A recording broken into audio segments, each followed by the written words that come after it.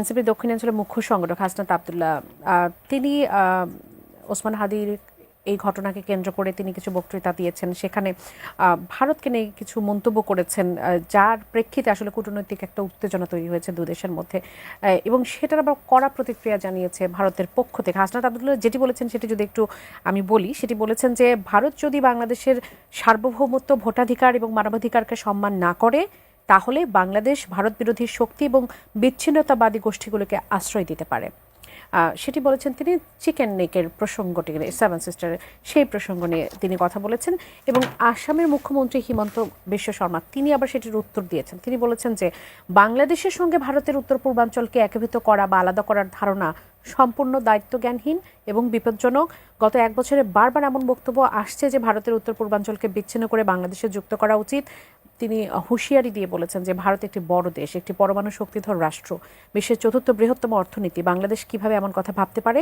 এ ধরনের শত্রুতামূলক আচরণ চলতে থাকলে ভারত চুপ থাকবে না, প্রয়োজনে শিক্ষা দিতে হতে পারে। অভিযোগ কি হুমকিতে পরিণত হয়ে যাচ্ছে? আমি প্রথমে একটা কথা বলি, আসামের মুখ্যমন্ত্রী যে কথাটা বলেছেন যে বাংলাদেশ কিভাবে এই ধরনের হুমকি দেন, হাসনাত আব্দুল্লাহ বাংলাদেশকে রিপ্রেজেন্ট করেন না। তিনি একটা রাজনৈতিক দলের একজন নেতা, শীর্ষ নেতা নিঃসন্দেহে, এবং জুলাই আগস্ট অভ্যুত্থানে তার অনেক বড় অবদান আছে। যেহেতু তারা একটা রাজনৈতিক দল করেছেন, আমি কাউকে আন্ডারমাইন করছি না। বাংলাদেশে দেখেন anti Indian sentiment, pro Indian sentiment দুটো বিষয় কাজ করে নির্বাচনকে কেন্দ্র করে। তো সেক্ষেত্রে এটা তাদের একটা টেকনিক হতে পারে যে ভারত বিরোধিতা করে যদি ভোটের মার্কেটে যদি ক্যাপিটালাইজ কিছু করা যায়, এটা একটা বিষয়। বাংলাদেশ সবসময় তার নিজের দেশের জনগণের স্বার্থ নিয়েই কিন্তু কাজ করে যাচ্ছে। এর আগে যখন আওয়ামী লীগ গভর্নমেন্ট ছিল, ফেসিস্ট ছিলেন যারা, তারা মনে করেন যে ট্রেডের বিষয়ে বলেন, করিডোর দেওয়ার বিষয়ে বলেন, আপনার লেভি ইম্পোজিশনের ক্ষেত্রে মনে করেন যে অনেক কমিয়ে দিয়েছে কিংবা অনেক ক্ষেত্রে নেয়নি, সেটা রাষ্ট্রের স্বার্থ বিকিয়ে দিয়ে করেছে। সেটা হচ্ছে যে ভারতের অনুকম্পাটা যেন তাদের পক্ষে সব সময় থাকে, সেটা এক ধরনের বিষয় ছিল। কিন্তু বাকি সময়ে কোনো সরকার আপনার এই যে ভারতের মাটিতে আপনার সেসেশনিস্ট মুভমেন্ট, যেটা সেপারেশনিস্ট মুভমেন্ট, বিচ্ছিন্নতাবাদী আন্দোলন হারবারিং করা, এটা কখনো ছিল না। বিএনপির বিরুদ্ধে এই ধরনের অভিযোগ এসেছিল, কিন্তু সেটা দেখা গেছে যে আলটিমেটলি, আমি যেটা মনে করি যে বিভিন্ন অন্য দেশের গোয়েন্দারা মনে করেন যে আমাদের মাটি ব্যবহার করতে পারে, ভূখণ্ড ব্যবহার করতে পারে, অনেক কিছু হতে পারে।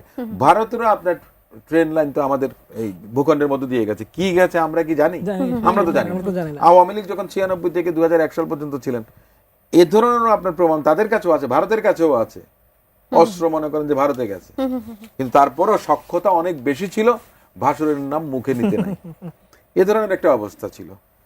আমি যে জিনিসটা মনে করি যে এইটা আমাদের রাষ্ট্র হিসেবে একটা শিষ্টতা থাকে, বাংলাদেশ কখনো সেই শিষ্টাচার লঙ্ঘন করেনি।